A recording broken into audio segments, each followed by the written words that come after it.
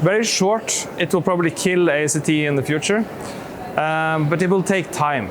So the first trial challenging transplant with CAR-T is the CAR-T26 trial. It's fully enrolled, but just recently.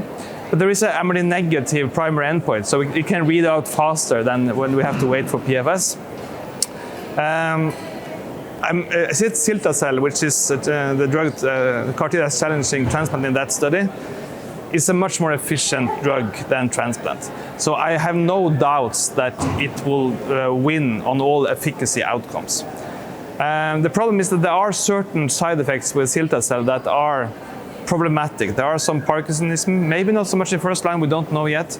There are some T-cell lymphomas, very rare, but this is first-line patients with a good prognosis. So I think what we are mostly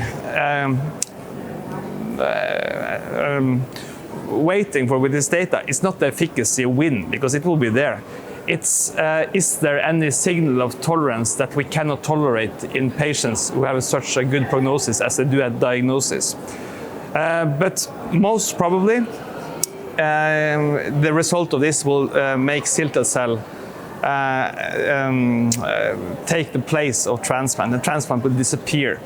And that will go very slowly, because you have to have it reimbursed, and that will take time. You have to have the capacity. This is a much larger population than where we use CAR-T today. So it will take a long time, and in that time, and also before that, other CAR-Ts are doing the same thing. So several CAR-Ts are trying to challenge transplant, and some of them are dual targeting, targeting both BCMA and CD38, or BCMA and GPRC5D, both exist.